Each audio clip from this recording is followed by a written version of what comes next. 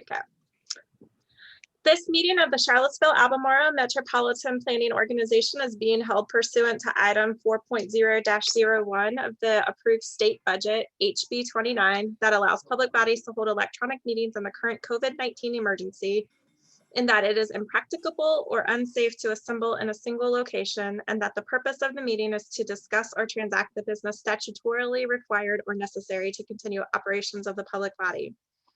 This meeting is being held via electronic video and audio means through Zoom online meetings and is accessible to the public with closed captioning. And there will be an opportunity for public comment during that portion of the agenda. Notice has been provided to the public through notice at the TJPDC offices, to the media, website postings, and agenda. The meeting minutes will reflect the nature of the emergency, that the meeting was held by electronic communication means, and the type of electronic communication means by which the meeting was held, and a recording of the meeting will be posted on our website within 10 days of the meeting. Would you like me to go ahead and do the roll call, Mr. Payne? Sure, thank you. All right. Supervisor Malik with Albemarle. Present. Supervisor Galloway with Albemarle. Here. Councilman Payne with Charlottesville. Here. Councilman Snook with Charlottesville. Here. Miss Laundrie with BDOT. Here. All right. Miss Davis with Jaunt. Miss Monteith with UVA. I think I just saw her join. Miss Monteith, can you confirm that you're present? All right, come back. Mr. Williams with CAT. All right. Mr. Hudson with DRPT.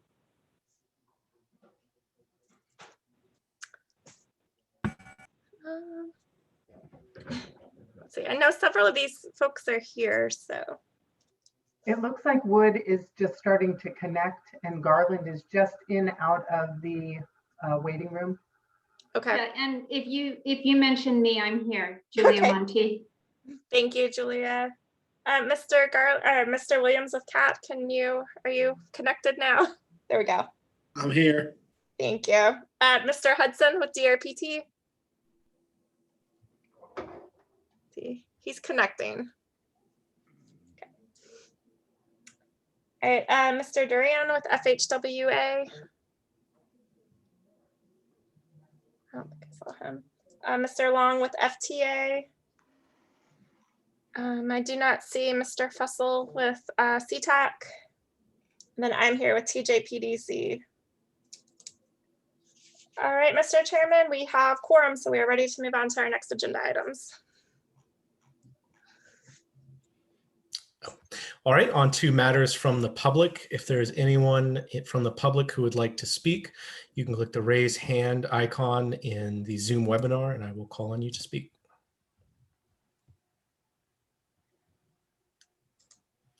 I do not see any raised hands at this time. No one. I will close public comment and move on to the next agenda Wait, item. hang on, I'm sorry to interrupt you guys. It looks like Mr. Condor was Oh, waiting. thank you. All right, Mr. Condor, you have 3 minutes. There are a few things I want to say about the smart scale round 5 agenda item. Among the potential projects under consideration are a roundabout at the intersection of Hydraulic Road and District Avenue and the extension of Hillsdale Drive to US 250. Those 2 projects are intended to augment the round 4 smart scale proposal to, among other things, eliminate left turns from Hydraulic Road onto US 29. The combined cost of all 3 of those projects is more than $50 million, but unfortunately the combination of those 3 projects does almost nothing to reduce traffic congestion on US 29 at both Hydraulic and Angus roads. Consequently, I suggested an alternative that, for the same $50 million, completely solves the traffic congestion problem, reducing the traffic volume at the intersections of US 29 with Hydraulic and Angus roads from 56,000 vehicles per day to 20,000 vehicles per day on US 29. Implementing what I proposed requires adding approximately $25 million to the $25 million of that round 4 smart scale proposal for the intersection of US 29 and Hydraulic would cost approximately $18 million of which was carried forward from a previous cycle. If carrying funds forward from one smart scale round to the next was done once, it can be done again, despite some assertions to the contrary. I have to believe that the members of the Commonwealth Transportation Board are reasonably intelligent, and if given a choice between spending a total of $50 million on a combination of projects that does little to resolve the traffic congestion on US 29 and spending the same $50 million on a project that completely resolves the problem, they will choose the latter. I ask you to please keep that in mind as you consider the alternative I propose. Thank you, and I will be available to answer any question you might have when that agenda comes up. Thank you. Is there anybody else from the public who would like to speak?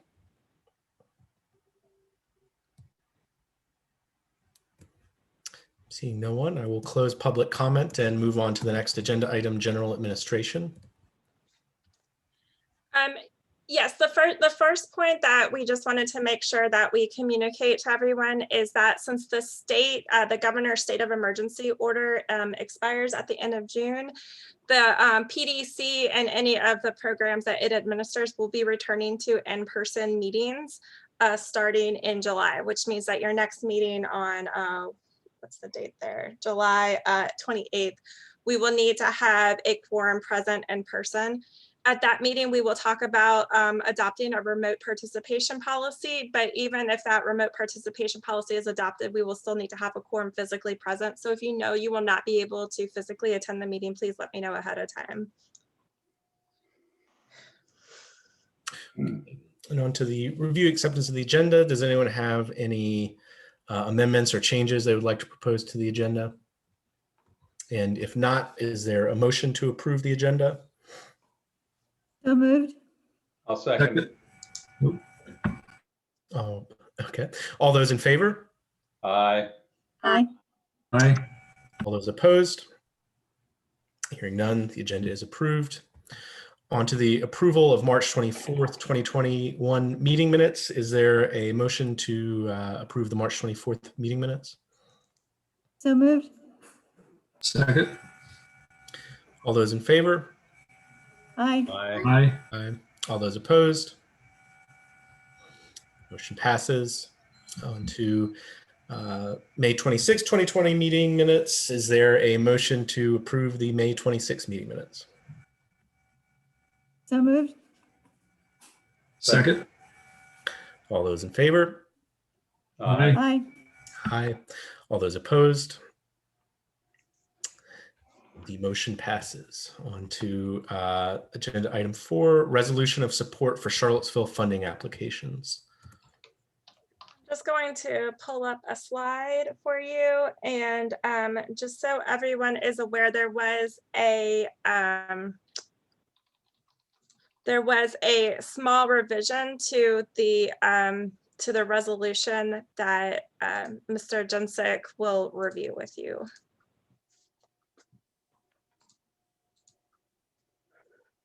Go ahead, Mr. Jensick.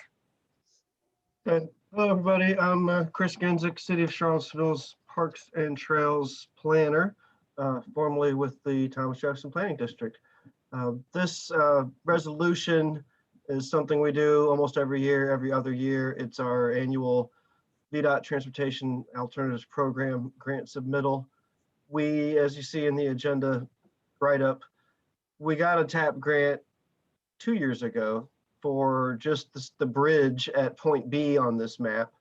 After doing some discussions with VDOT and thinking it through, we came up with a plan where you can't just build a bridge that isn't connected by a full multi-use path. There's paths in that area, but they are recreational dirt surface paths. So in order to construct the entire project, to get all the funding in at once, hire one contractor and just get it all done, we've decided to apply for a second round of funding. The design work's already underway. We're doing that with local money. We'll have a much tighter cost estimate by the time the final application goes in. This year, VDOT's doing a pre-application and then a final application with a lot more upfront planning, cost estimating, and scheduling going up front. Some of these projects have taken longer and cost more than we expected when we used to get these grants. So this year, we're going to add $650,000 is what we want to add to the current 375. And I believe the correction in the resolution is that we're going to put $135,000 in cash match. And we're actually working with Luckstone. Luckstone might be donating a certain percent of gravel and stone dust into this. So I believe in terms of the letter of intent and the resolution, that dollar amount might even change by October 1st when we apply.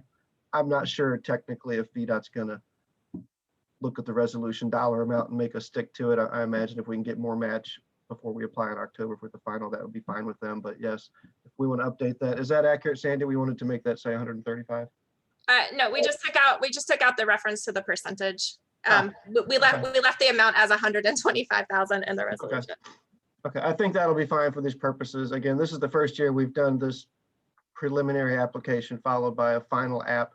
When the engineer gives us a cost estimate before we do it in October, if we're real lucky, we'll find out it costs less, but we're probably going to hit it right about on the head. So the request would be to approve the resolution like we usually do for these TAP grants at the MPO level. And that's all I have. If you have questions, let me know. Questions or comments from the board? All right. Is there do we want to do the resolutions one by one or all together at the end? I guess one by one is probably easier. Is there a motion to approve the resolution? So moved. And I will second the motion. Do a roll call vote? I'd be happy to. Ms. Malik, Yes. Mr. Galloway, Yes. Mr. Payne, Yes. Mr. Snook, Yes. and Ms. Laundrie. Yes. All right. The resolution passes on to the next item. Ms. Ponzi is going to present about another request through the Transportation Alternatives Program for the City of Charlottesville. Hey there, my name is Amanda Ponce. I'm the Bicycle and Pedestrian Coordinator with the city. And this grant application or resolution to support our grant application would support safe routes to school transportation alternatives or non-infrastructure programming for the Safe Routes to School program. So this program had previously been funded the last 5 years through VDOT's non-infrastructure grant. And so they're changing the format of this that grant, and we are now required to apply for transportation alternatives. The funding will be, we're still, like Chris, kind of working out the exact amount. It will be up to $200,000. That because the application really is geared more towards infrastructure projects, we're still working out certain percentages of grant administration and things like that. So that will be refined before our October deadline and probably even likely before the pre-app on July 1st. So this grant would fund a full-time salary for a Safe Routes to School coordinator. Again, this has been funded the last 5 years. And that coordinator helps to implement programs in the city schools, things like bike and walk to school day events, helmet giveaways, neighborhood bike repair, counting, student travel, mode to school, working with the city school division to better understand how kids are getting to school, and then also building a website and social media presence. It will also be helping to support the crossing guards next year, since it has moved from the police department to the city school division. And that's what we are hoping you will support today. All right. If there are any questions, let me know.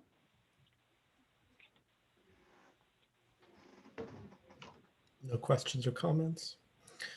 All right. Is there a motion to approve the resolution in support of the application? So moved. Second? Or is there a second? I'll second. All right. Let's do the roll call vote. Or Ms. Malik,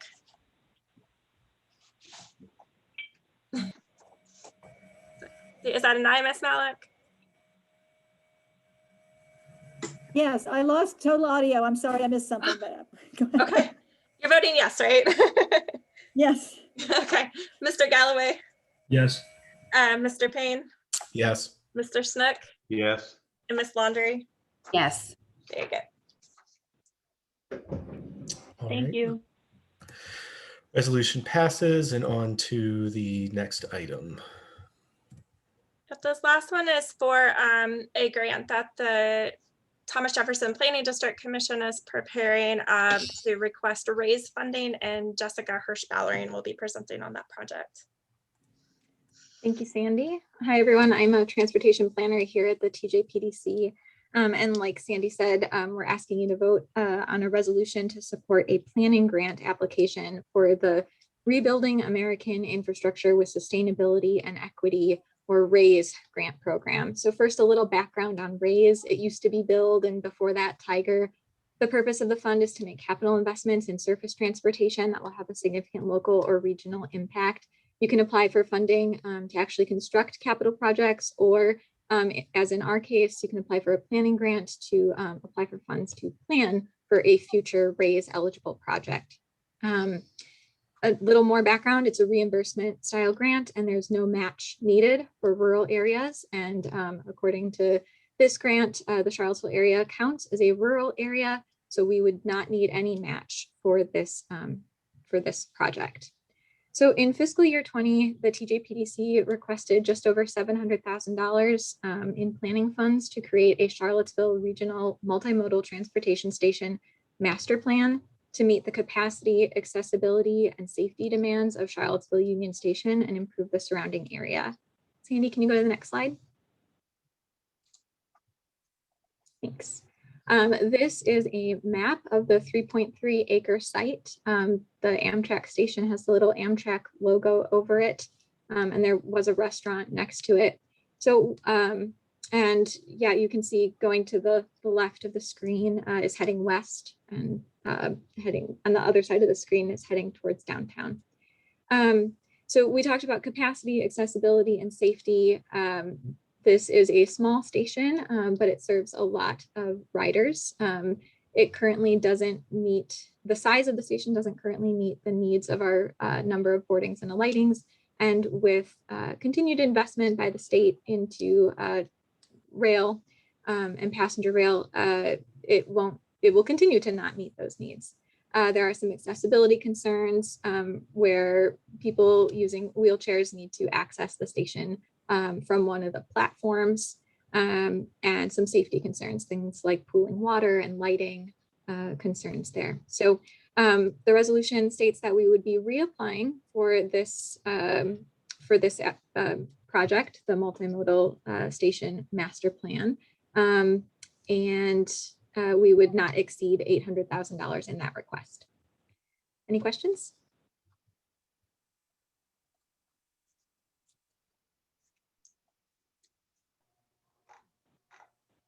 Yes, Supervisor Mallett. Thank you. Are these grants available to privately owned properties as well as publicly owned properties? So great question. So that site, the entire 3.3 acre site is currently privately owned. We have been in conversation with DRPT about still moving forward with the application, and it is possible to apply even though the site is currently privately held. Okay. Any other questions or comments? Is there a motion to approve the resolution? I so move. Is there a second? Second. All right, if you'll take the roll call vote. Supervisor Malik, Yes. Supervisor Galloway, Yes. Councilman Payne, Yes. Councilman Snook, Yes. Miss Laundry. Yes. Right, the resolution passes. On to the next agenda item, the public participation plan updates. And Lucinda Shannon will be presenting that. Yeah, that's me. I had it up and I went to move it and it disappeared.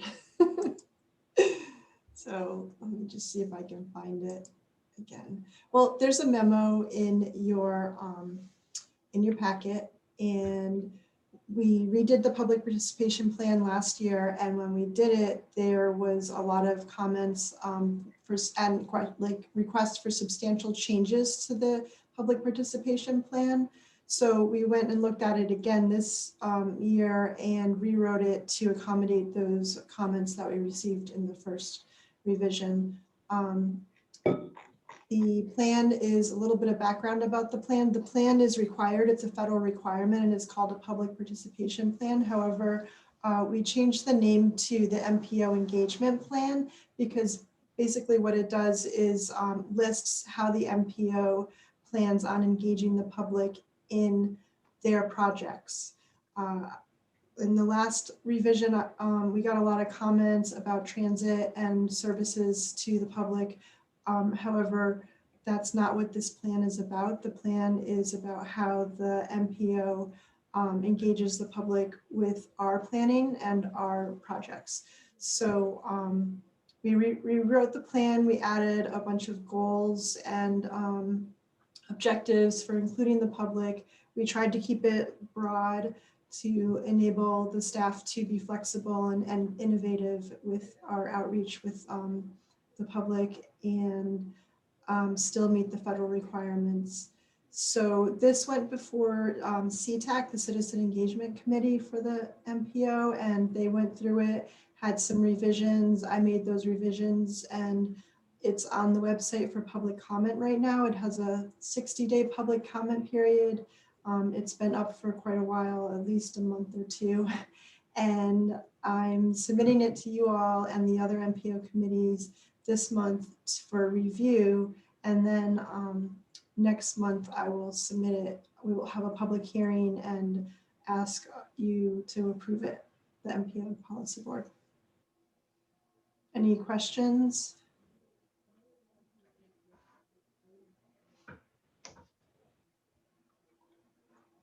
Yes, Supervisor Mallett.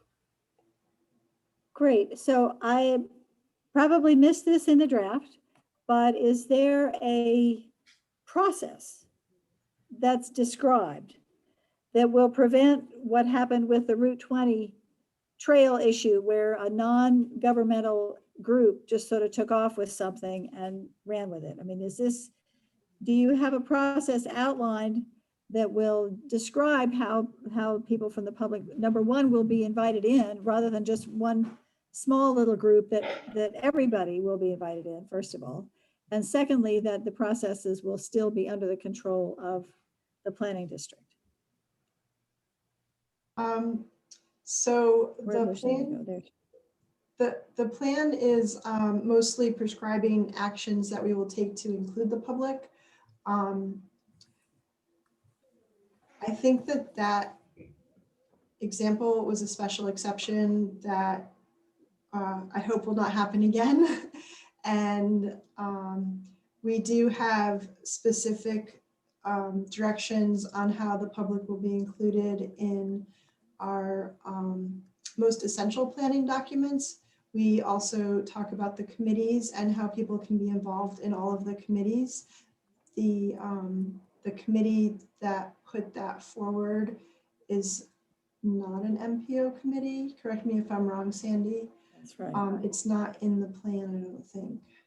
Right. So just to back up a step, the biggest reason that we adopt this engagement plan is to show how we are going to meet the minimum requirements, and then we are all committed to exceeding those. So every specific case can't necessarily have its own process that we think of ahead of time. I think, you know, I want to speak for the entire staff when I really hear what you're saying, and we're really committed to making sure that we make sure our processes are transparent. I think that's communicated broadly in the plan. I don't think there's a specific section that discusses that specific case, but I hope that as we adopt our policies and as we develop strategies to communicate and filter things through our committees, that helps address your concerns moving forward, Ms. Malik.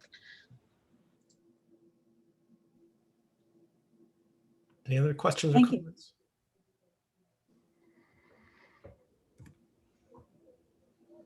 All right. Seeing none, we can move on to the next agenda item, the Smart Skill Round 5 application review. Yeah, I'm gonna go ahead and share my screen again. So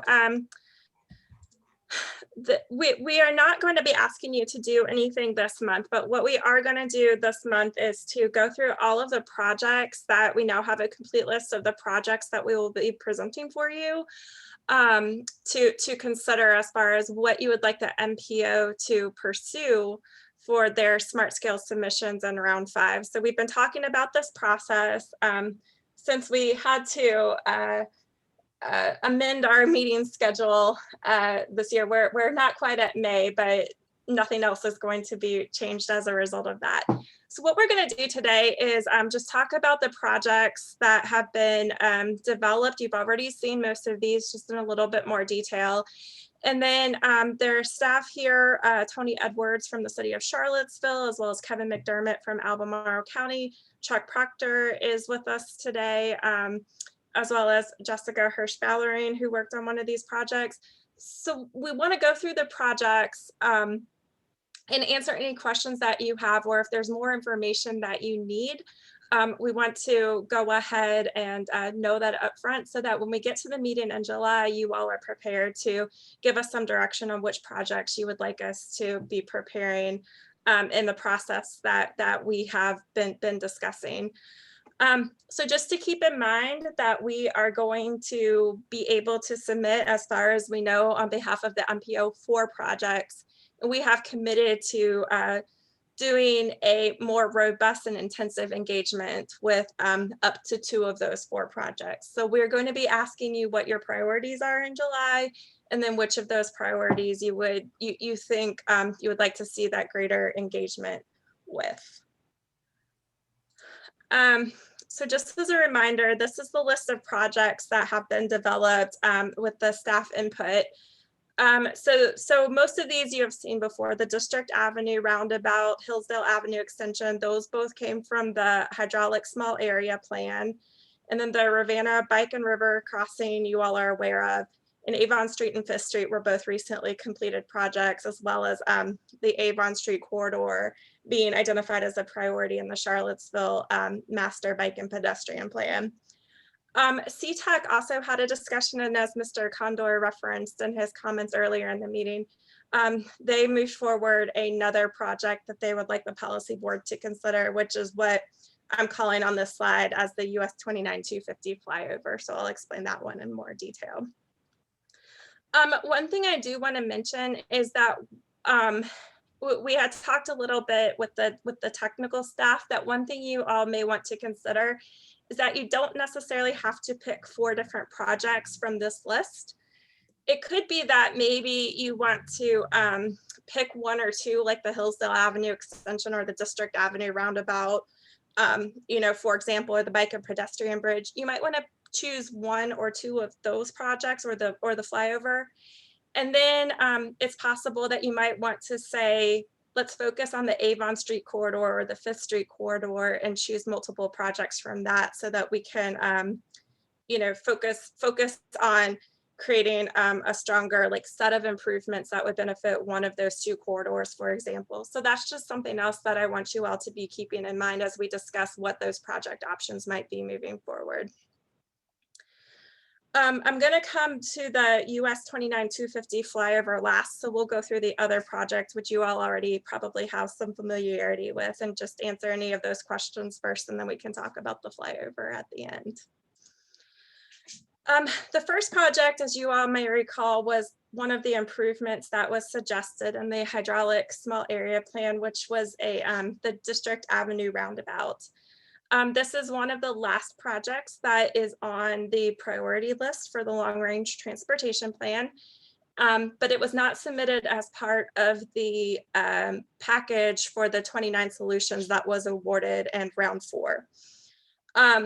We have learned that there has been a development that's approved that would impact the design of this roundabout. So if this is one that you all would like us to move forward with, we may need to go back and talk to Albemarle County and VDOT and just look at the configuration there and make sure that the design accounts for any of the changes that need to be made to accommodate that development. I'd like to offer if, especially Kevin or Chuck, if there's anything you would like to add before we move to the next project and see if there are any questions. This is Kevin McDermott from Albemarle County. I don't have anything to add except just pointing out that the figure that we see there was a very conceptual design of this done many years ago. So I wouldn't take that too much as a real design as you're looking at it. Sure. Yeah, and this is Chuck Proctor from VDOT. We also, as this design was part of the original grade separation of hydraulic and 29, and since we're not grade separating that intersection, we would definitely look at reconfiguring this roundabout and shifting it around. Part of the reason it's where it's located was the distance between the merge lanes between the ramps coming up from the grade separation. So that would all have to be re-looked at, but it still would be, we'd still try to look at it as a roundabout, and that's the preferred solution. I thought Supervisor Malik had her hand up. Did you have a question? Yes, thank you. As far as the development you mentioned, is there still sufficient right-of-way that should be reserved? Kevin, I guess this is for you because I'm drawing a blank on what that is. We just had made sure to reserve all the right-of-way we needed out at 29, and I hope that's happening in this case as well. Yeah, thank you, Supervisor Malik. The development that's going on in that parking lot in Stonefield there, they were made aware of this potential project, but it wasn't funded at the time and hadn't been designed, so we didn't know the exact extent of it, but we made them aware of it, and I believe that they did leave some area there at the corner, at the northwest corner of the intersection that could be utilized for some of this roundabout. But as you see in this concept right here, I think that roundabout shown is a little bit larger than the area that we currently have. So there would need to be some additional design work done on that. Thank you.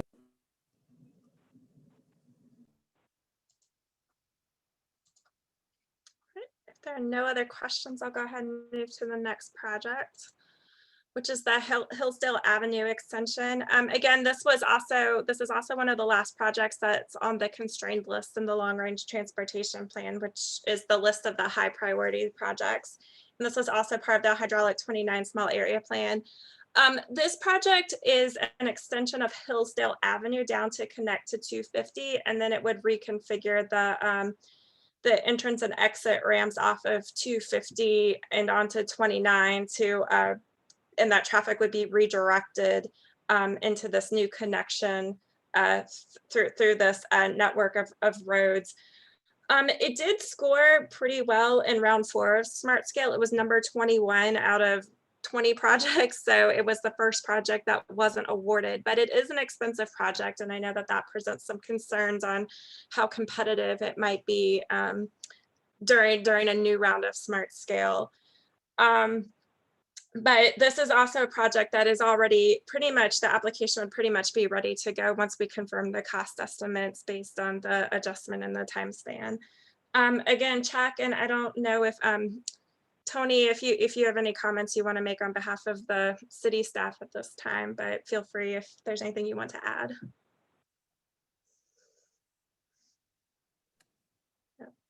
Sandy, I appreciate it. This is Tony. I don't have any further comments for this. Thank you. Otherwise, are there any questions on this project? I have Yes. So when this was discussed last, or 2 years ago, I guess, because we didn't discuss it last year, there was, I guess, uncertainty about the city's willingness to condemn the property needed here. And so I guess before we spend a lot of anxiety and effort on this, is there a commitment on the part of the city to make it happen? Because I know that CTB does not like things that don't get done. And we have to be very concerned about things that end up getting caught up in process. Thank you.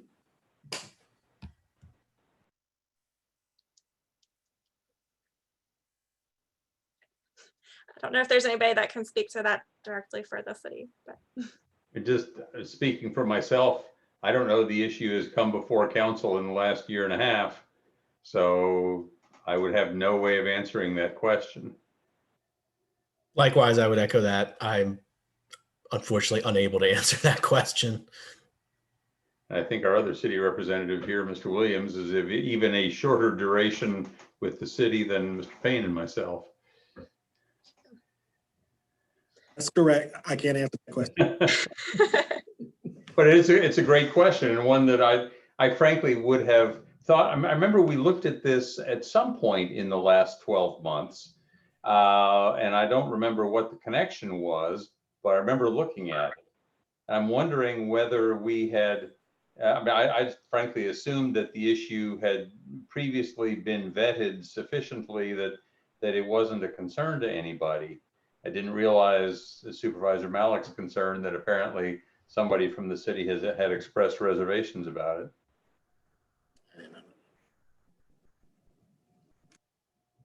I think anytime there's right of way involved, you have to get those answers.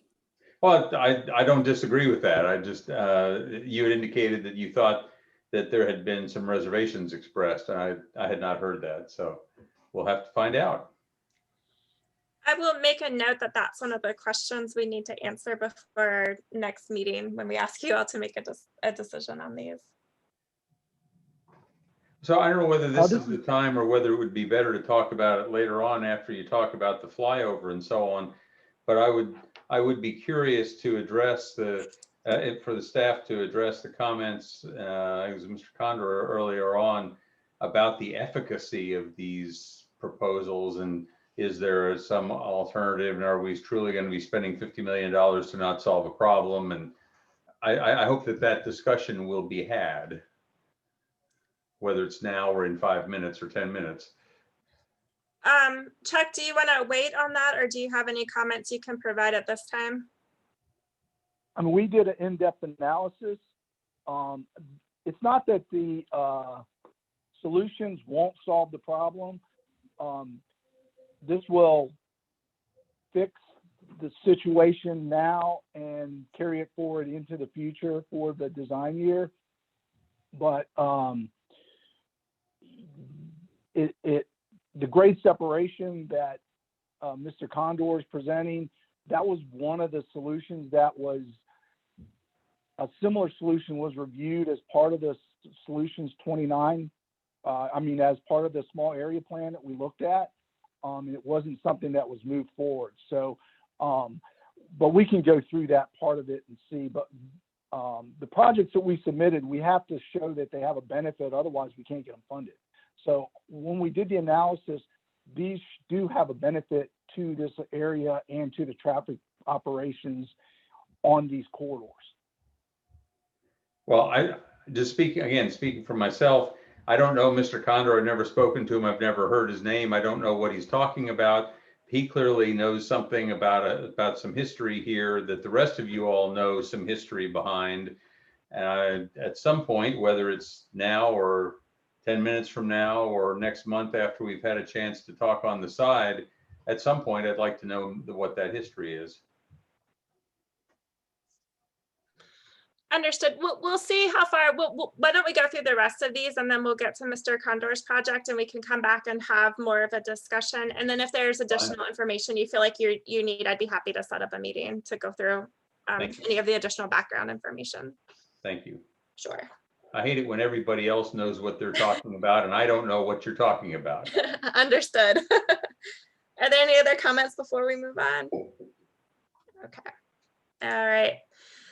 We will leave the hydraulic area then and move on to the Rivanna River. I think you all probably do have some awareness of this, but this is one of the projects that we worked with VDOT on last year to conduct a feasibility study to identify some potential solutions to where a bike or pedestrian crossing could be located across the Rivanna River.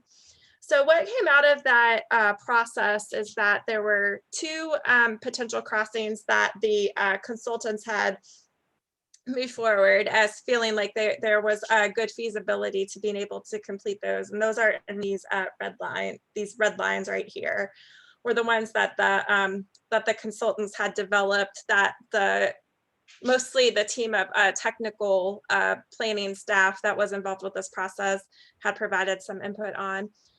This blue line right here is another alternative configuration that Mr. Condor had proposed as well.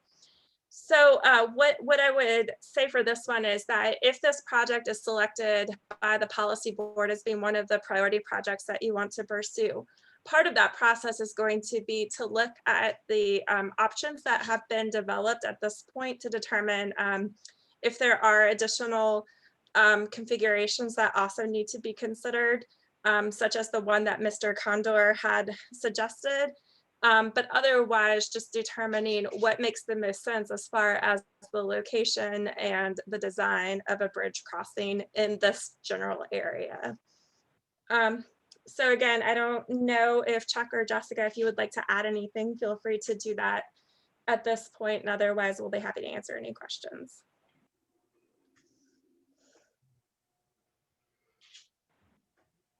Yeah, at this point, I don't have any additional comments. We just need to decide if we're going to move forward. We'll need to decide which option we want to move forward with at some point in time. But we could go through the public outreach process for that to see which is the best alternative based on the criteria and aesthetics and what we're trying to address with the project.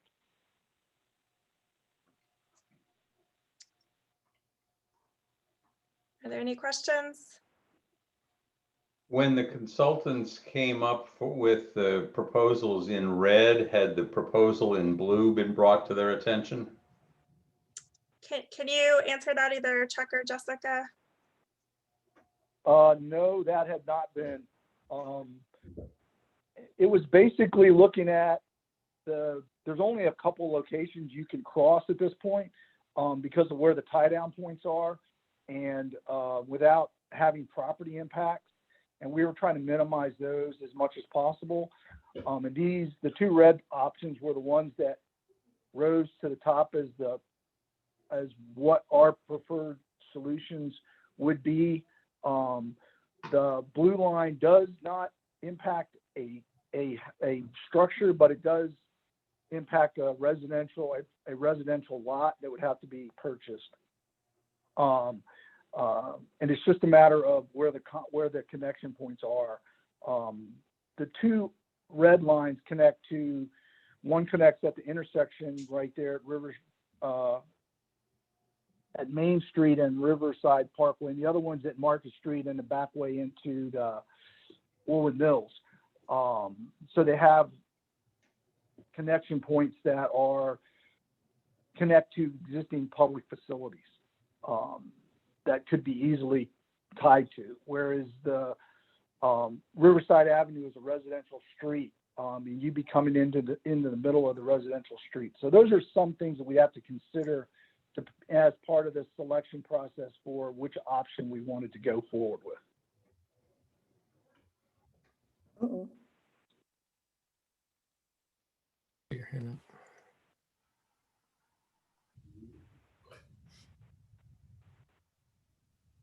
I think Ann's got her hand raised.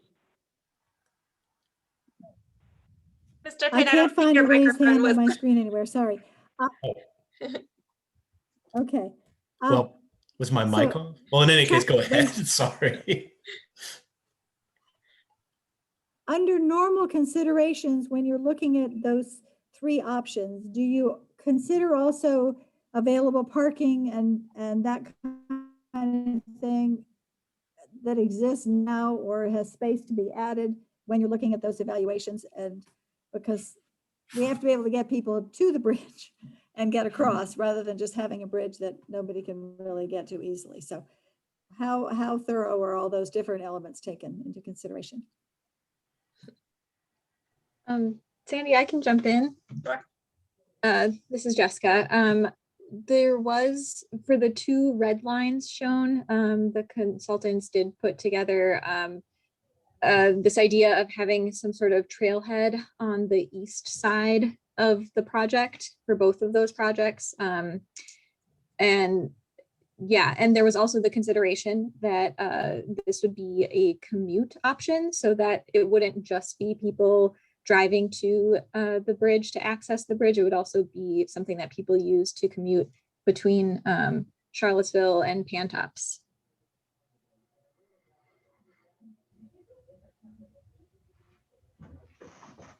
I suspect at the time that the design was arrived at, State Farm had not yet announced it was closing down its operations center. Yes, that would be accurate.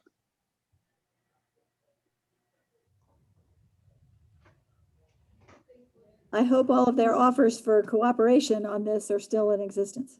Don't think the property ownership has changed at this time. Do you know, Kevin? I might be No, putting the on property spot. has not changed at this time with State Farm.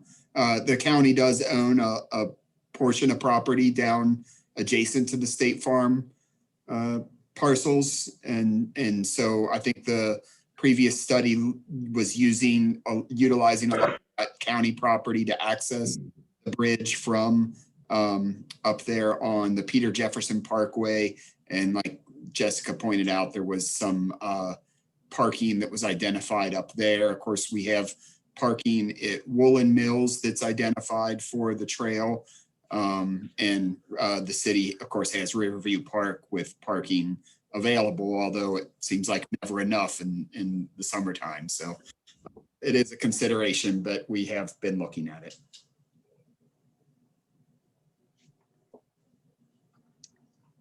Are there any other questions?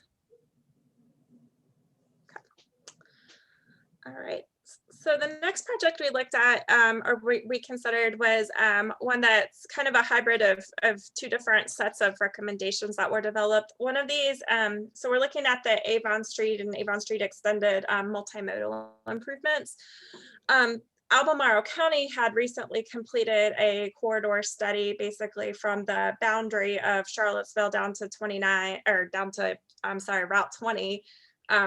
With that being the project boundary, and has some recommendations for improvements that were identified as part of that. And then specifically bicycle and pedestrian improvements were identified as being priorities in the Charlottesville Bike and Pedestrian Master Plan. So what we would do is, if the policy board again identifies this as one of the projects, is we would be looking at this entire corridor to put together a package of recommendations for improvements focused on improving multimodal movement along this corridor, looking at the joint recommendations that have been developed both by Charlottesville and by Albemarle. Tony or Kevin, do either of you have anything to add for this discussion? Yeah, I'll quickly just point out that the county is also considering a grant this year for under the revenue sharing program to do some of those recommendations from the Avon Street study, but they're all located down at the southern end of this corridor that you show, basically from Mill Creek Drive to just shy of the interstate there. And we are looking to move forward with that. But I think if the city and MPO would like to partner on other ideas for the areas closer to the boundary, then we would be happy to look at that also.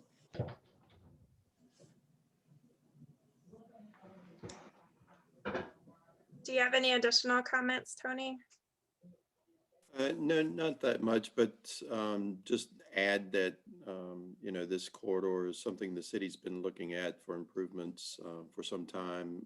Belmont Bridge currently under YA now, and working our way south is part of the city's approach to improvements along this corridor.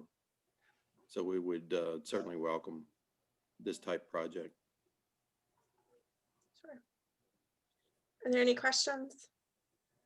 Sandy, I would just say that the Route 2, there are going to be some improvements in transit based on the adoption of the budget. So the Route 2 is actually going to be split. So there'll be additional connections to 5th Street Station and also to PVCC, which will also connect the high school by splitting the Route 2 and making it bi-directional to 2A and the 2B.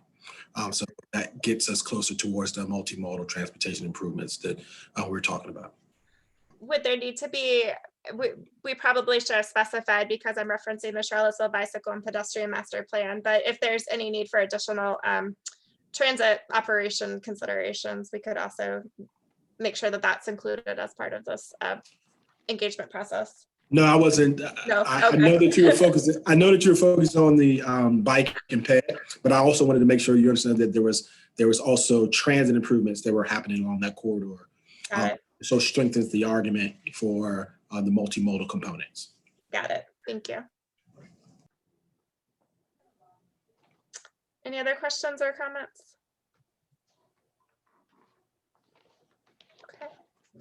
All right, and then the last of the projects that staff had developed was similarly looking at the 5th Street corridor and looking at multimodal improvements, which Garland, I believe there also have been some recommendations to look at transit along this corridor as well, or to incorporate transit project considerations.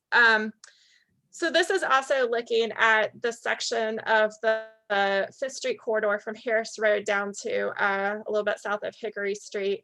And again, there have been a series of recommendations that have come out of a recently completed VDOT corridor study for this corridor. And so similarly to Avon Street, what we would be doing is going through a public process to start with what those recommendations are and develop a series of actual project applications that we would submit on behalf of the MPO that would look at both intersection improvements as well as improving multimodal access and corridor improvements to improve movement through along that corridor. So again, Chuck or Kevin or Tony or Garland, if any of you have additional comments, please feel free to share those at this time.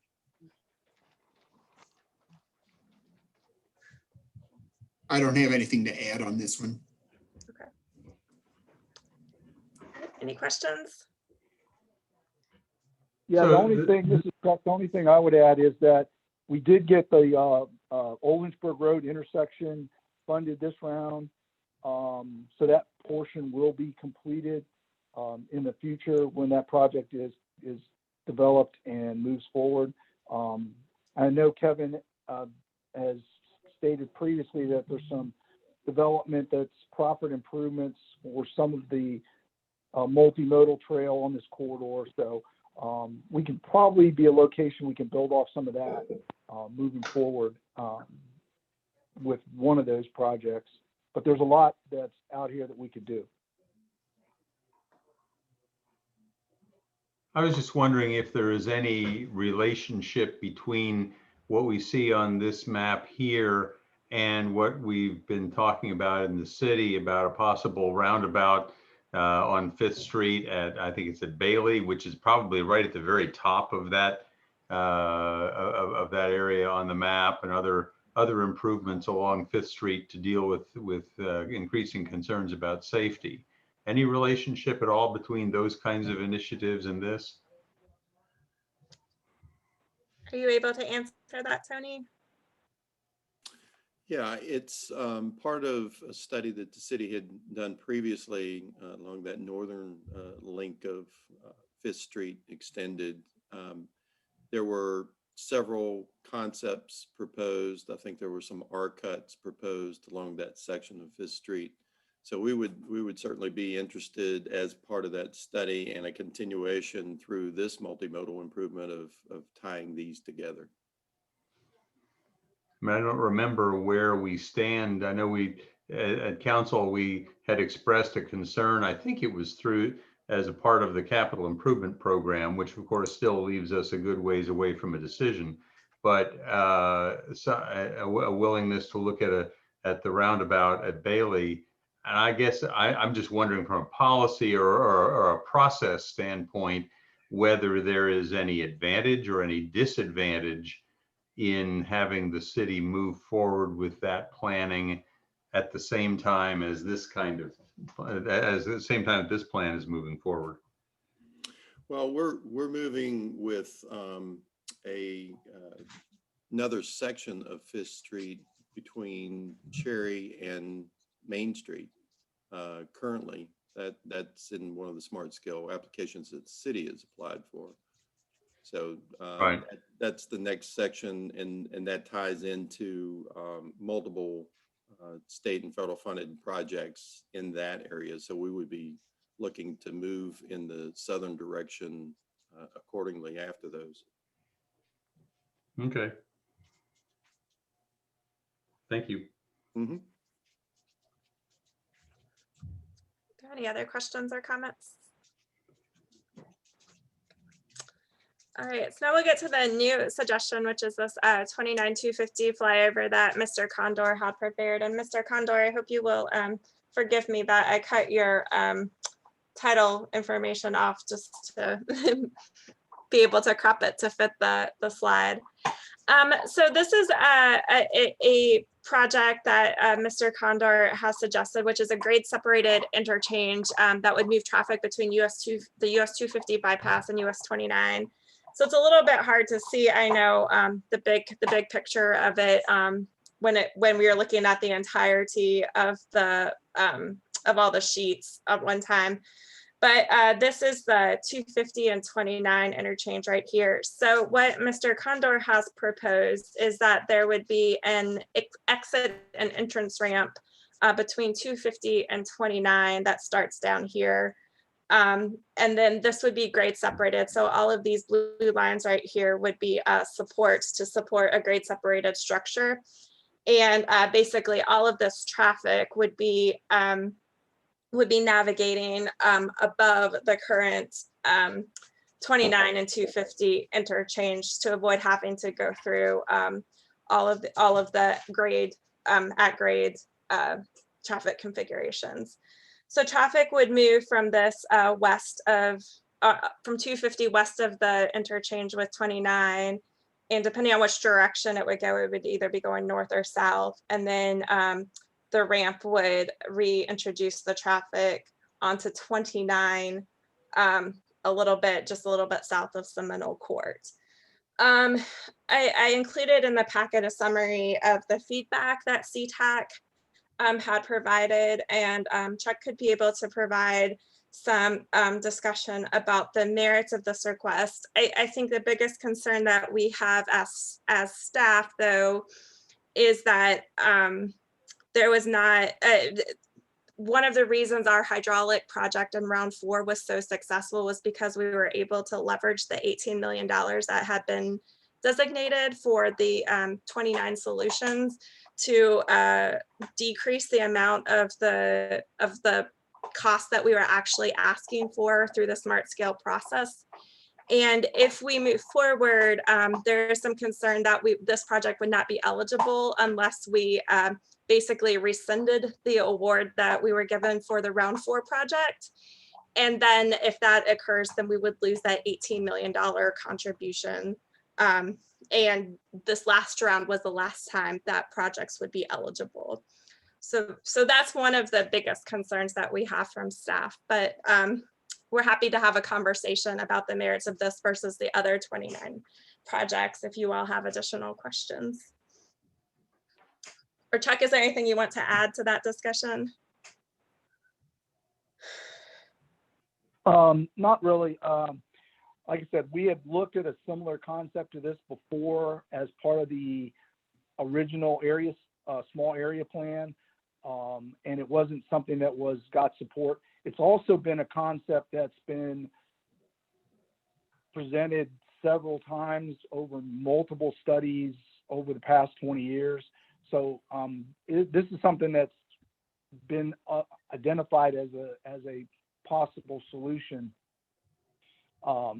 that hasn't gotten support from the localities. So we just need to know if you guys would like to support something like this.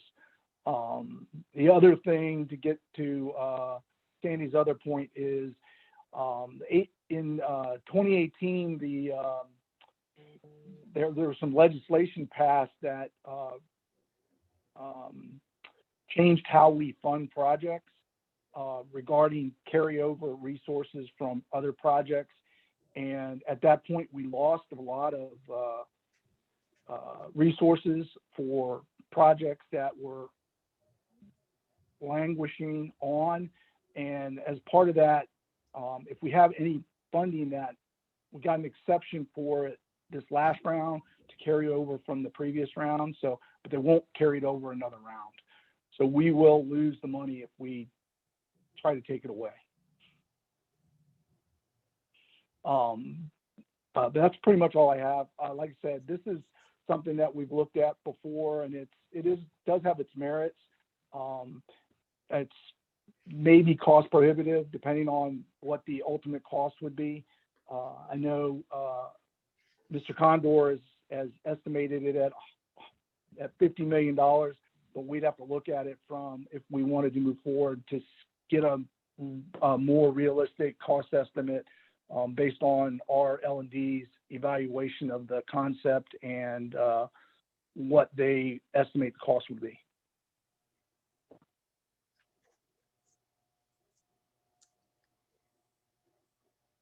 Are there any additional questions or discussion points at this time? So do I understand that that this proposal would be that from a point around Seminole Court down through the bypass and onto the bypass heading westbound, that whole area would be like an express lane that is elevated? Correct. Where the only access would be at either end, nothing in the middle? Correct. Okay. Is there any sort of rule of thumb that we might use to have a guesstimate as to how much this would cost to the nearest 20 million? Chuck? I haven't had my the L&D section look at it, but Mr. Condor has estimated it about $50 million. We'll have to look at it and see if we want to move forward with it. Generally, that's more expensive than any project we've gotten funded in this district. So I'm not sure how competitive it would be overall. How many trips through that area are through trips from 29 north to 250 west, or vice versa? It's about a 50-50 split, roughly. So somewhere in the neighborhood of 25 to 30 million each direction. 30,000? Somewhere around that figure, somewhere between 20. It's like 53 or 54,000 on that portion of 29. So it's about a 50-50 split about what goes straight into the city and what goes to the 250 bypass around towards 64. I got you. Okay.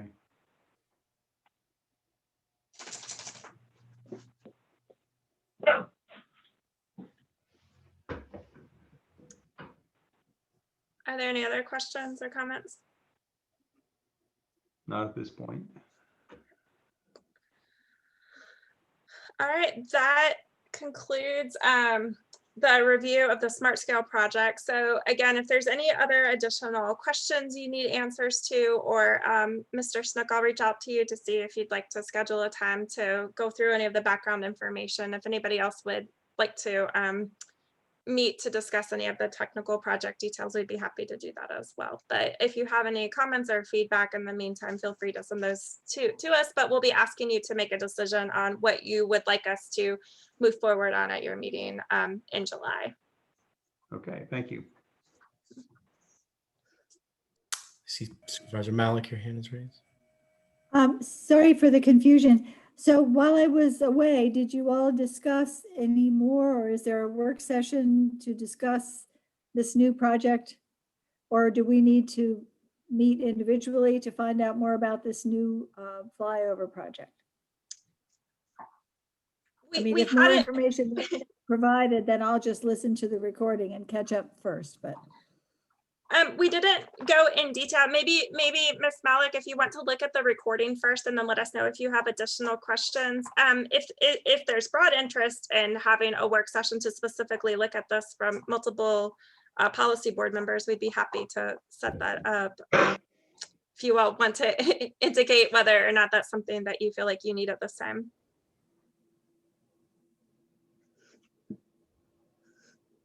I mean, I have a broad interest, again, relatively new to the details of all of the different choices that you all have considered over the years, but I can't help but wonder whether the solutions that folks are talking about are truly going to solve the problem. And the only thing worse than having the problem that we've got right now is to spend a whole bunch of money and not solve the problem. I don't know whether the flyover proposal would solve the problem either, but perhaps Sandy, you all can enlighten me as to the background and I can be up to speed and be able to comment knowledgeably next time. I mean, yeah, I mean, there was a lot, I mean, the small area plan, I mean, there was tremendous amount of public input, tremendous amount of study, tremendous amount of community input and time. There's of course always going to be new ideas that we could try to flesh over or draw in on things, but I mean, I can't even imagine the amount of hours. I mean, that project rivaled what the RIO 29 grade separated interchange was in terms of the input and the community engagement, all the different pieces. When I look at these different elements like the Hillsdale extension and the District Avenue, we're all looking at it in pieces. When that whole small area plan, they were all working together as parts to solve the problem. And now we keep looking at these individual pieces because the big project didn't get funded in whole. So anytime you talk about any one of these individuals, you definitely have to be thinking about, well, what is approved, what did get funded, how does those work with now this proposed solution? And to just try to section these off and consider them as one projects can be problematic. So, I mean, I certainly would recommend going back and getting the full history of that whole effort that was done to arrive at the solutions that got put forward. And it was just unfortunate it didn't get funded, because I think that will be able to inform the decisions we can make moving forward about, okay, these pieces now that we are doing, what are they, how are they work together to solve the bigger issue?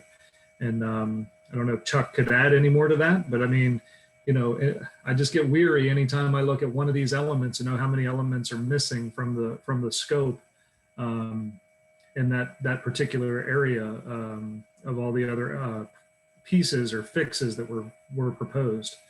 I mean, we've got this bridge that's going to be going over from Stonefield to Seminole Square. You've got the pieces that did get funded. There were other solutions down by the Best Buy. I'm forgetting the name of that street right off the top of my head. So, I mean, there's just were a lot of moving parts with that, and the full scope of it must be taken into consideration as we consider any one of these pieces now that are coming before us. And I'll just say, if there are things I should be reading, send me the link. I'll read whatever you tell me to read as a background. I acknowledge I don't have the background on this one. Yeah, I think all of the information from the study is still available on the Solutions 29 website. For that, where we looked at the study, I know the study's up there because I was looking at it earlier today. And we can send you the link to that information so that you can look at it and see what we did before. That would be great. Please send it to everyone, Chuck. Thank you. Okay, I can do that.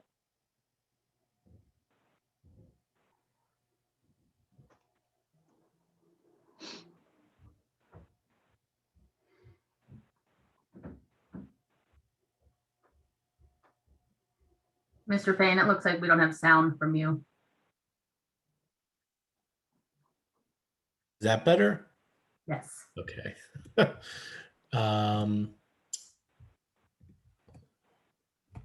You know, Mr. Chair, if I could make one final comment. I mean, look, I don't want to sound like I'm being dismissive or,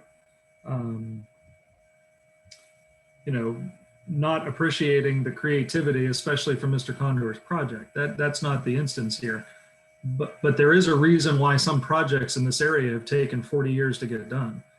I mean, at some point we have to look at, okay, we made an attempt, we did it the right way, we put it forward, it didn't get funded, and we need to start putting in other elements that are going to get fixed. Otherwise, we're just going to be waiting forever and nothing will happen.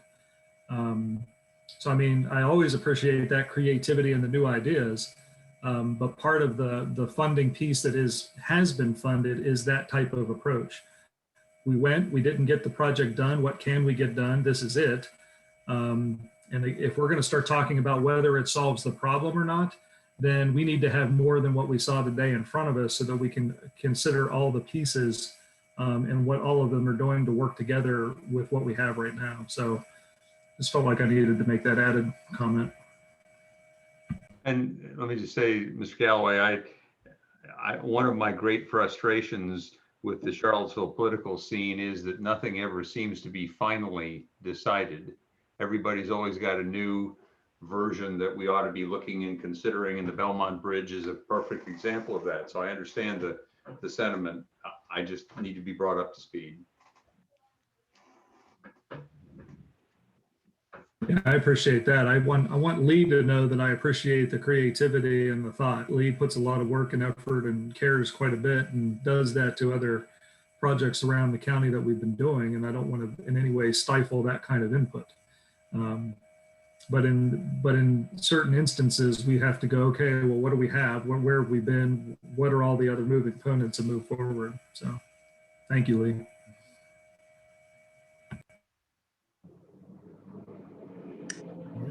Is there any other questions or comments? We can move on to the next agenda item, the VDOT project pipeline initiatives.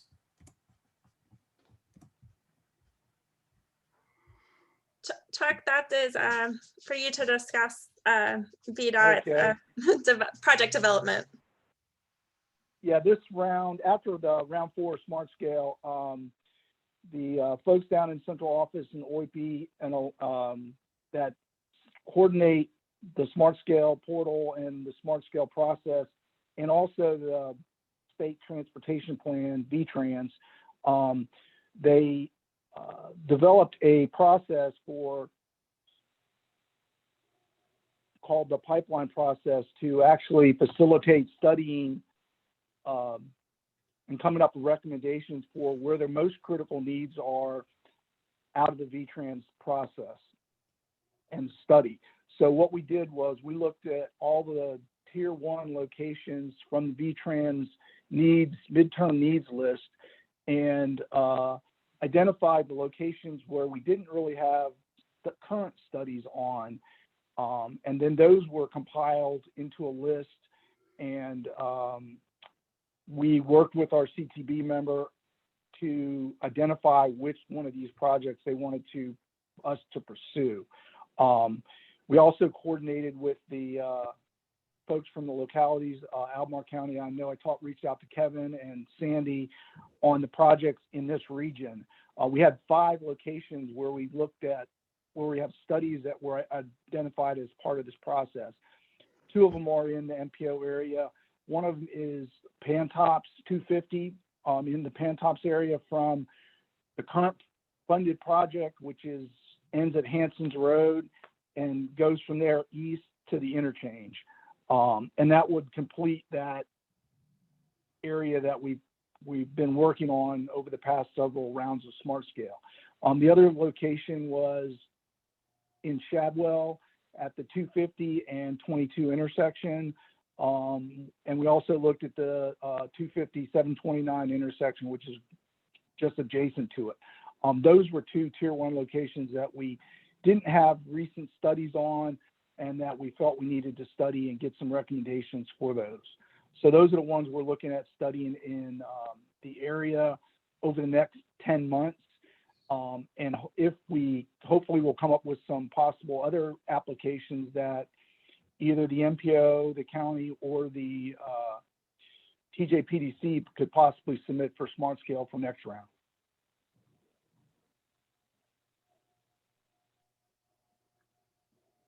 And that's pretty much all I have. Are there any questions?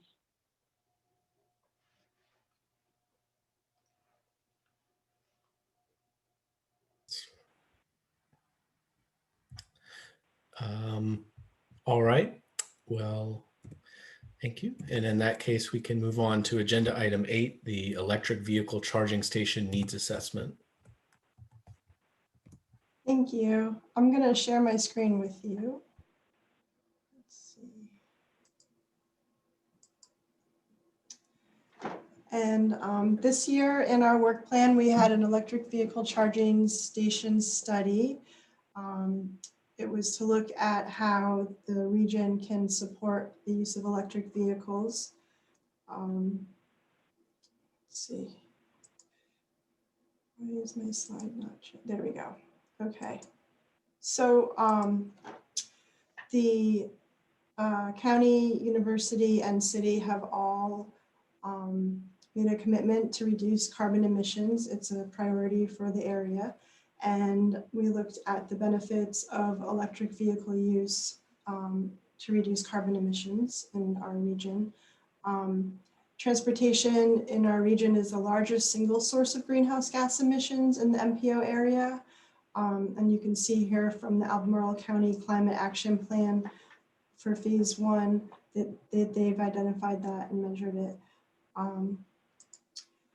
And EVs produce almost 70% less emissions than gas-powered vehicles. So it's a good reason to support and to try to adopt the use of them in our area. These are the findings of the report, kind of the highlights, and I will be sending a draft of the report to you, to the MPO committee members and the partners that helped me work on this ahead of time in the next few days so that you can take a look at it before it's published. So EV registrations have grown in the area. We expect to have many more EVs used over the next couple of years. And we already do have some infrastructure supporting EVs in our area. Albemarle has 10 stations, Albemarle has 7 stations, Charlottesville has 10, Nelson, FLYOVER, and Louisa all have 1, and Greene doesn't have any yet, but I'm sure they will soon. So one of the things that I found really interesting with this study is that the US EPA reported that 80% of privately owned EV charging is completed at home. And so that's most of the residential use, which I think is what we've been looking at mostly for this report to encourage the use, because counties can decide to purchase EVs, but we also want to encourage private use of EVs as well. So understanding that 80% of the charging is done at home, I looked at the number of housing units that would support the installation of a charging station. And what I did was I looked at the structure of the house. So I took single family units and made an assumption that they would have a parking space that was owned by the homeowner or the person living in the house, and like a private parking space, and it was close enough that it could get electricity out to the parking space. So not all single family houses do that, but I just made an assumption. And then I looked at the number of attached housing units and made a comparison. So you can see in the chart here, quite a few of the units in our area are not suitable to install EV charging stations as they are. So there's an estimated 40,000 housing units in the region with potential barriers to installing these home charging stations. And I broke it out by the jurisdictions here. And you can see that the City of Charlottesville has the most need for this. RIVANNA County has the least, but all of the regions do have housing that would be difficult to charge your electric vehicle at. So we looked at strategies to encourage personal EV use, and another finding that we found is that financial incentives for vehicle purchase and charging structures are the most most successful strategies. However, because of political concerns, there's not a lot of support for financial incentives for vehicle purchase in Virginia. But we also found that supporting the installation of charging infrastructure for residents who do not own parking close enough to the EV stations is another option. And so I have some strategies, and there's more outlined in the report, but we can install charging infrastructure in public parking spaces that residents use to park overnight. So in England, a lot of the towns are installing public charging stations in the street, like on streetlights. So if you park your car overnight next to a streetlight, you're able to charge it from that streetlight. Another strategy would be for the localities to provide guidelines for charging stations, just to show that they're supporting them and that developers will know what to expect and what they have to what they would have to produce. And then I think the counties are probably, the localities are probably already looking at this, but to develop local ordinances and policies to encourage new housing developments to include EV charging infrastructure. And one of the things that I learned was make ready standards. It's really difficult to, and much more costly to install electricity and a charging station after the building has been built. So if you're building parking garages, you can have make ready standards and encourage the developers to add the infrastructure to accommodate future charging stations. So they don't have to actually build the stations, but if you're like in an apartment building that has a parking garage, the electric lines would be there. So if people did decide in the future that they would like to, install a charging station in their parking spot, they would be able to do that with less cost. And then also employers is the second most highest place that people charge their electric vehicles. So also working to encourage employers to install EV charging stations for employees. And as I said, I'll send the report out in the next few days for everybody to look at. And it's pretty much done, but if you have a comment that, I can also make changes. Not too many, but a few if people have comments. Are there any questions?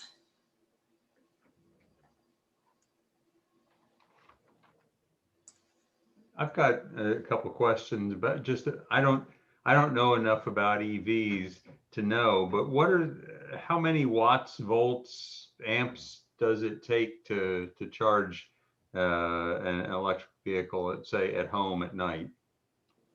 So you can pretty much charge your vehicle overnight, and you can charge it from a regular, I think it's DC charge, like an electric cord from your garage. Like if you have an electricity in your garage, you can plug it into the outlet and charge it overnight. I'm looking up I have a section in here about charging. There's 3 different types of charging infrastructures. And so the most expensive to install and use is the number 3. And it would be something that would be used in public spaces, like a lot of gas stations or rest areas or shopping centers would have those types of charging stations. And that would allow you to charge your car in an hour or 2. And then there's a charging station type 2 that would allow you to charge your car in a couple hours, and then the type 1, or maybe I have those reversed, is overnight, and you can do that at home, or if you're like at work. So they're cheaper to install, they're more convenient for people, and they I think that it's been shown that they will support residential use of electric vehicles. And I can add, although I am definitely not the expert on this, so my technical knowledge is limited, but a good rule of thumb is it draws about the same wattage as your typical home appliance. So something like a water heater or a washing machine is about the amount of energy per hour that it would draw.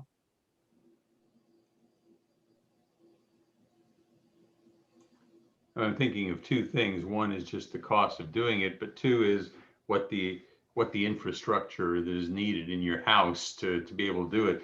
As I was going around door to door a couple of years ago, I came across a couple of places where people had constructed a fairly elaborate, cord, not just a cord, but a conduit down to a charging station that was 50 feet away from their house. And I was thinking, gee, if that's what everybody's got to do, that's going to be a real problem, because not many places can do that. Anyway, thank you. Okay. Yeah, Wood put in a good link that, Yeah. I mean, I'm not an expert either, but being in the automotive business, basically the cheaper the infrastructure, the longer it takes. So, the idea is if you bring an electric vehicle home, you can plug it in and you can wait 8 hours because you're not going to be awake till the next day to take the car in. Yeah. Then there are stations that you can pretty much different types of plugs with a different facility, like at a dealership that might take a couple of hours as they're prepping cars to go. And then there's the charge that if you're on the drive and, oh, I need some electricity, need to get back on the road, you can do it within 20, 30 minutes. So it really just depends on what you put in. Some people pay to have that faster charging device in their home, but for what it's worth. According to what just got put in the chat, and I'm looking at it, an overnight charge would, let's say 8 hours, might give you 40 miles of driving. Is that accurate? It depends on the vehicle you're working with. Yeah. I'm not exactly an expert at this as well. So I'll just say that Lucinda had it right. Level 3 is the highest level. In other words, the fastest. Level 2 is the medium. Level 1 is what people typically do at home. And we're talking about 110 in terms of wattage. So it's not 240. Yeah. So just, that would mean that if you could plug in an electrical cord in an exterior application. With the timeline, just like you said. Mr. Ikefuna, your mic, okay. Yeah. Oh, okay. I thought maybe somebody was speaking over me. If you could just have an external application of electrical cord, then you could just run that to the street with just typical electrical flow. Does that help, Lloyd? Yeah, and I can see that the other two levels, level 2 and then the DC fast charge, both would require electrical infrastructure that is not typically found in a home. Yeah, that's correct. Yeah. And it's Lucinda is also correct. In many cities now, they have it's great. They have free EV parking stations. So not only do you get a free parking space on a prime street, but you can charge your electric vehicle with level 3 at the same time. So it's a real incentive for a community. Okay. Well, the stock market gurus tell us that by 2022, the cost curves will have intersected to such a point that all new purchases of vehicles should be electric rather than gas. So the time, basically every year, the time of that crossover has moved forward a couple of years. It's accelerating, the growth is accelerating. So we got to figure that one out, and got to figure it out soon. Any other questions or comments? Well, and I'll just say to that point, Lloyd, it definitely makes me think about how we could wrap this into the city's climate action planning process, and perhaps more formally incorporate some of this into NDS development approval or city planning. So definitely very interesting. Thank you. Yeah. All right, on to the next agenda item, staff updates. Yeah, we do have some other minor updates. That the biggest one is that there are some TIP amendments that Lucinda will go through. These were not amendments, adjustments. These does not require a public hearing. They were just minor adjustments. After Lucinda finishes, that might be a good time for Stacy and Michelle to update everyone about the change in the policy board committee membership for VDOT at that point, though. Okay, so we had quite a few TIP adjustments in April and June. So you have the memos in your packet. The first adjustment is that the flexible STP funding moved, well, they moved all the 5339 funding to flexible STP funding. So, and this is for CAT and JOT, this is for transit. So you can see that the TIP was adjusted to reflect that, and the blocks that were affected was CAT 002, CAT 003, CAT 009, CAT 0011, CAT 0017, and CAT 0020. And there was no change in money, it was just a move from funding source. The next amendment was for JOT, and they were, adjustment. They were an adjustment to increase funding. So several of the JOT projects, the funding amounts had to be increased slightly to reflect what JOT might be applying for in the following years. So in JOT 002, they increased the fiscal year 22 funding by $164,000 for replacement buses. In block JOT 0009, they added $75,000 to renew a contract for fleet operations software. So it's not a change, they're just renewing the contract. In block JOT JNT 0015, they increased funding by $5,000 to support vehicle replacement. And block JNT 0019, they moved funding from fiscal year 22 to, actually just in fiscal year 22, they moved the funding source. So it used to be 5310 funding, and now it's 5311 funding. So there wasn't any change to the total funding amount or the year for that one. And the blocks are all in the memos, so you can see the old and the new ones, and they're also in the document.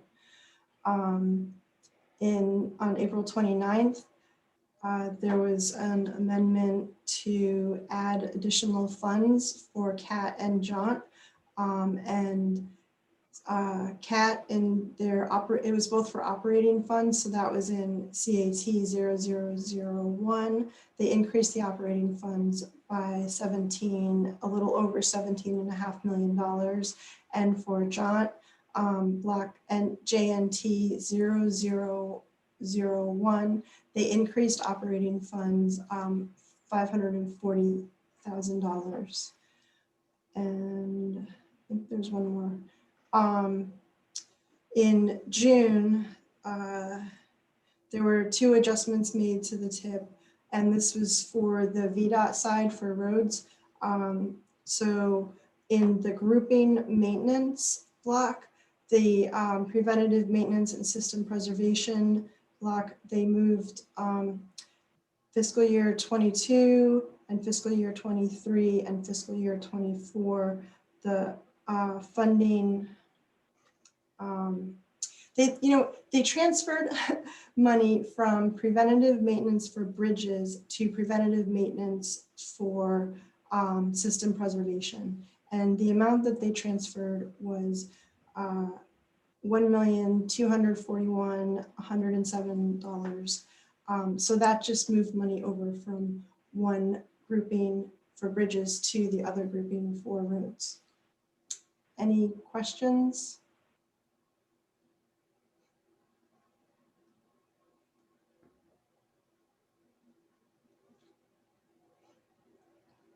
Like it? Nope.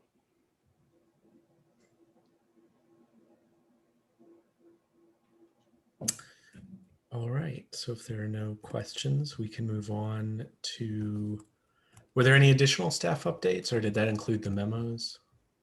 This might be a good time, Mr. Payne, for Ms. Laundrie and Ms. Shropshire to update us about the VDOT membership on the MPO. Yeah, I think Michelle had to drop off. She had a conflicting call this afternoon. You all probably saw the news that John Lynch is now formally moved over as Northern Virginia District Engineer. I think he would be comfortable with me saying that wasn't his plan when he accepted the acting assignment a few months back. And it certainly wasn't the outcome that we as his staff were hoping for. But he is a great leader, and I think he'll do good things in NOVA. It's probably the best decision VDOT can make for the agency as a whole. So sad to say goodbye to him, but we do have Michelle on with us until the district engineer position is filled for the long term. Hopefully that will happen around the end of the summer, but don't know the timeline for sure. So I will continue on as the main voting member and Michelle is the alternate until we have a new district engineer, and then we'll reverse those roles.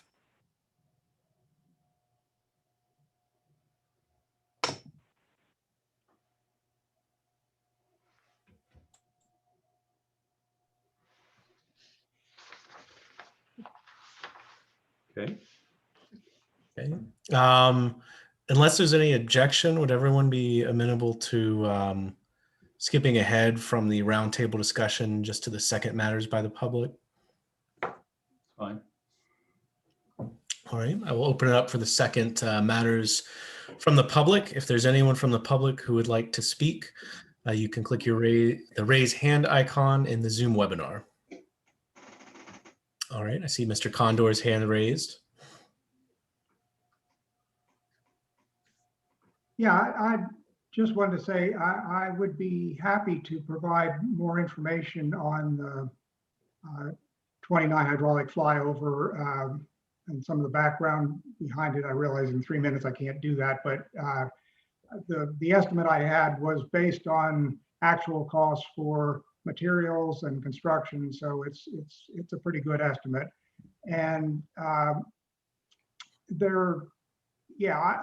share Councilman Snook's concern that, and the reason I even came up with this is that just looked to me like they were spending, for the round 4 thing was $25 million that would have very little effect. I actually did an analysis of the traffic at the intersection and determined that it was that eliminating the left turns and from hydraulic road onto 29 and then using that additional time in the light cycle for the straight through traffic had a pretty small effect. And then you'd still need to accommodate the traffic that would have turned left, now has to go on to hydraulic road or 29 some other way, which lengthens some other light cycle. So at the end of the day, it really doesn't do very much at all.